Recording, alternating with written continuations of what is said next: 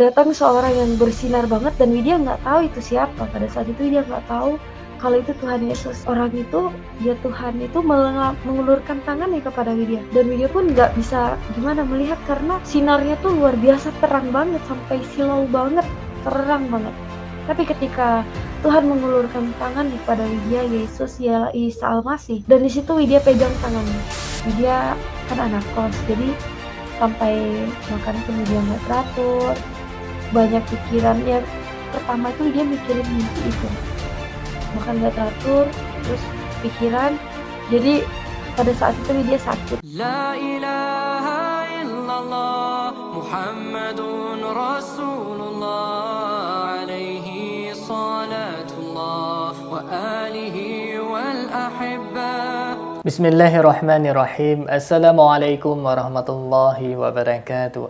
Alhamdulillahilladzi khalaqal mauta wal hayata liyabluwakum ayyukum ahsanu amala wa huwal azizul ghafur. Salatan wa salaman ala nabiyyina Muhammad sallallahu alaihi wasallam alladzi qad hamala an-nas minadh dhulumati ila an-nur minal jahiliyah ilal islamiyah.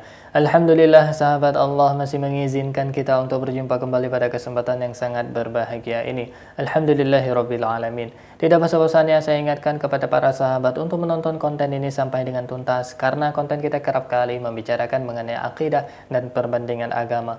Saya khawatir terjadi kesalahpahaman di kalangan sahabat seandainya menonton sepenggal-penggal atau bagian tertentu saja. Semoga Allah melindungi iman kita dan kita diwafatkan dalam keadaan husnul khotimah. Amin ya rabbal alamin. Terus dukung channel dakwah ini dengan cara klik tombol subscribe, like, komen, dan share. Dengan cara mensubscribe, dengan cara like, dengan cara men-share, sahabat sudah ambil bagian dalam membentengi umat dari pemurtadan. Semoga Allah membalas kebaikan sahabat bagi yang sudah subscribe dengan balasan kebaikan berlipat ganda. Amin ya rabbal alamin. Baik sahabat, konten kita pada kesempatan yang sangat berbahagia ini kita akan melihat salah satu murtadin odong-odong dari channel ya Yusuf Manubulu sahabat, selaku pengepul murtadin odong-odong. Dan murtadin odong-odong ini sahabat, dia menemukan Tuhan saat kelaparan dan pada saat kesakitan juga sahabat. Pada saat kelaparan dan kesakitan, ya kakak murtadin ini sahabat, dia menemukan Tuhan katanya sahabat. Dia dimimpiin Tuhan, dia memegang tangan Tuhan sahabat. Genggamlah tanganku bersamaku.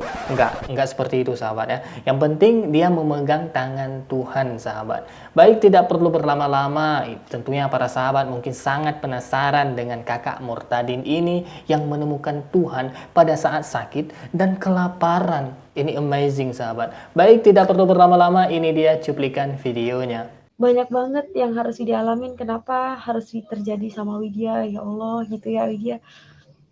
Jadi intinya langsung pada saat itu Widya pun menangis, sudah menangis sejadi-jadinya, sampai pada sebelum Widya mau tidur itu ya, karena gak bisa tidur, Widya sampai bilang, Widya waktu itu menyangkal seperti ini. Widya bilang, ya Allah ya Robi, kenapa harus ini terjadi sama Widya?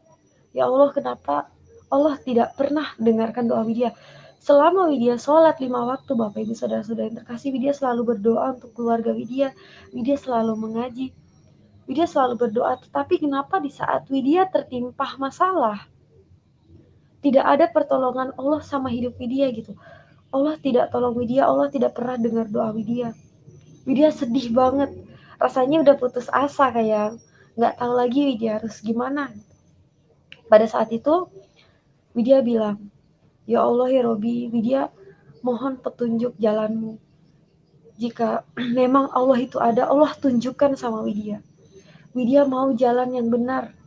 Dengan seperti ini, ketika Widya ditimpa masalah, Widya waktu itu menyangkal benar-benar, kenapa Allah tidak pernah dengar doa Widya, kenapa Allah tidak menolong di saat Widya seperti ini, di dalam kesusahan.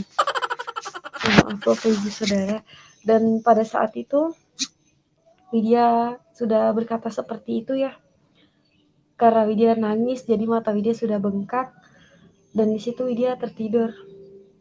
Widya tertidur.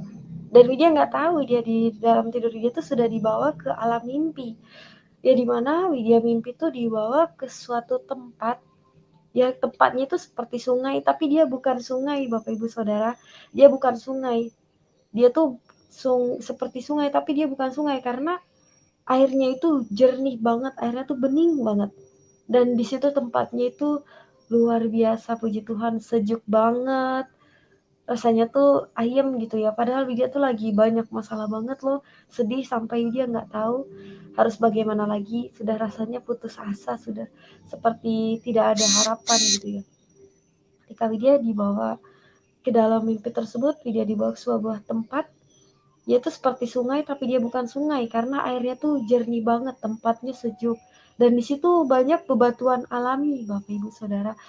Dan yang lebih Widya lihat lagi, di situ banyak sekali burung merpati, Bapak Ibu. Puji Tuhan, Widya rasakan hati Widya tuh tenang, damai gitu Bapak Ibu. Itu sungguh selama Widya, walaupun Widya ngaji, sholat, berdoa, ikut pengajian di masjid, segala macam ya, tapi Widya belum pernah merasakan namanya damai, sukacita. Widya hanya dapatnya di dalam Yesus Kristus, puji Tuhan. Jadi pada saat itu Widya terlihat banyak sekali burung merpati dan Widya juga nggak tahu dibawa ke sebuah tempat. Dan di mana tempatnya itu gelap sekali Bapak Ibu Saudara-saudari. Di ketika itu Widya sedang terjongkok, tempatnya yang sungguh gelap banget. Puji Tuhan, di situ ada seorang yang datang dan cahayanya itu luar biasa banget. Haleluya, puji Tuhan. Di situ cahayanya terang banget, melebihi lampu segala macam berapa watt itu sudah terang banget gitu. Sampai-sampai Widya ini lagi tidur tapi kayaknya silau banget gitu, merem gitu, sampai merem gitu ya Bapak Ibu Saudara-saudari yang terkasih. Widya sampai merem gitu karena sinarnya itu luar biasa banget terang. Sinar kemuliaan Tuhan Yesus. Jadi di situ datang seorang yang bersinar banget dan Widya nggak tahu itu siapa. Pada saat itu Widya nggak tahu kalau itu Tuhan Yesus. Dan di situ orang itu, ya Tuhan itu mengulurkan tangannya kepada Widya. Mengulurkan tangannya pada Widya. Dan Widya pun nggak bisa gimana melihat karena itu sinarnya tuh luar biasa terang banget sampai silau banget, terang banget. Tapi ketika Tuhan mengulurkan tangannya kepada Widya, Yesus ya Isa Al-Masih, dan di situ Widya pegang tangannya. Memang pada saat itu Widya lagi tidur Bapak Ibu Saudara-saudara yang terkasih.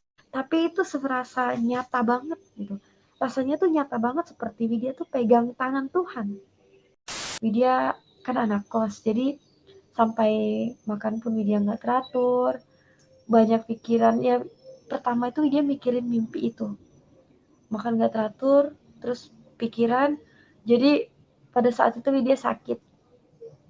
Widya jatuh sakit selama 2 bulan, Bapak Ibu Saudara-saudara yang terkasih. Widya jatuh sakit selama 2 bulan. Itu orang tua Widya belum tahu kalau Widya sakit.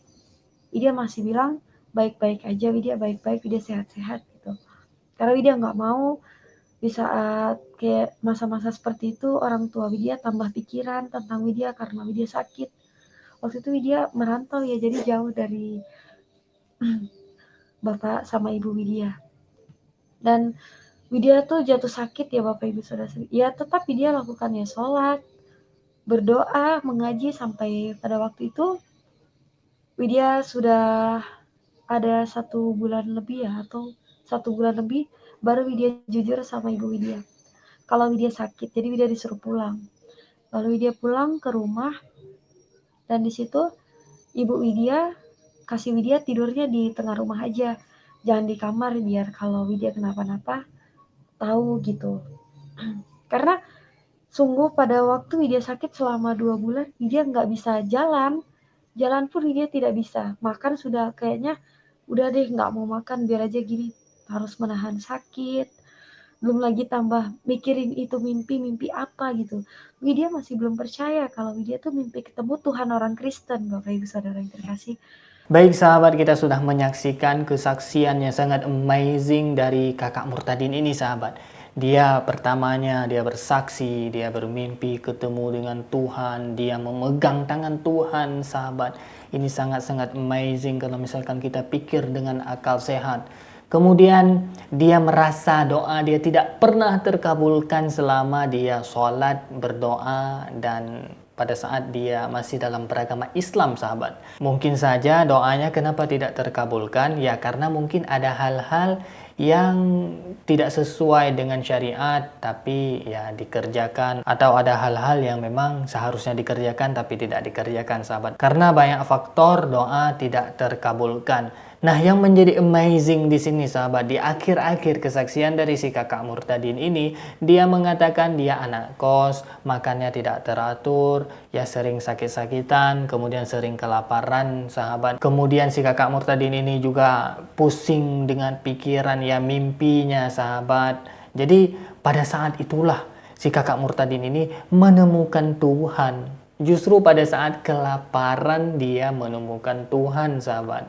By the way, saya bukan mengejek kakak Murtadin ini, tidak sahabat. Tapi saya mengutarakan fakta dari kesaksian si kakak Murtadin ini. Yang dia katakan dia menemukan Tuhan pada saat kondisi ya tidak teratur makan, sakit-sakitan dan sebagainya sahabat. Oke sahabat, saya ingin menghimbau kepada Anda sekalian. Pada saat Anda lapar, pada saat Anda sakit, itu imajinasi Anda itu terlalu liar, terlalu nggak jelas sahabat, absurd imajinasi Anda. Kemudian pikiran Anda tidak tenang, pikiran Anda itu kacau balau pada saat Anda merasa lapar, pada saat Anda merasa sakit. Maka oleh karena itu pada saat kita sakit, sebaiknya kita jangan berpikir, apalagi berpikir untuk mencari Tuhan. Ini kan sesuatu yang amazing. Kita dalam kondisi yang tidak fit, kita pada kondisi yang tidak sehat untuk berpikir, tidak maksimal, tapi kita mencari Tuhan pada saat itu. Apa tidak amazing? Anda terlalu amazing ketika Anda berpikir pada saat Anda sakit atau pada saat Anda lapar. Maka oleh karena itu ketika kita ingin mencari Tuhan, sehatkan badan Anda, sehatkan pikiran Anda, tenangkan jiwa Anda, kemudian belajar kepada guru. Ketika Anda tidak belajar kepada guru, maka setanlah yang akan membimbing Anda. Man la syaikha lahu fa syaitanu syaikhuhu. Barang siapa yang tidak berguru, maka gurunya setan. Jadi dapat kita tarik kesimpulan bahwasanya untuk mencari kebenaran, untuk menemukan Tuhan yang sejati, kita perlu menyehatkan diri kita, pikiran kita, ketenangan jiwa kita, dan berguru. Titik. Tidak ada koma. Maka oleh karena itu ketika Anda ingin mencari kebenaran, sehatkan jasmani dan rohani Anda, kemudian bergurulah pada guru yang kredibel. Demikian yang dapat saya sampaikan, yang baik datangnya dari Allah, yang salah murni dari keterbatasan ilmu saya mohon diperbaiki maaf dan saya mohon ampun kepada Allah Subhanahu wa taala. Terus dukung channel dakwah ini dengan cara klik tombol subscribe, like, komen, dan share. Dengan cara subscribe, dengan cara like, dengan cara share. Sahabat sudah ambil bagian dalam membentengi umat dari pemurtadan. Semoga Allah membalas kebaikan sahabat bagi yang sudah subscribe dengan balasan kebaikan berlipat ganda. Amin ya rabbal alamin. Terima kasih bagi yang sudah menonton. Hadanallah wa iyyakum ajma'in. Akhirul kalam. Wassalamualaikum warahmatullahi wabarakatuh.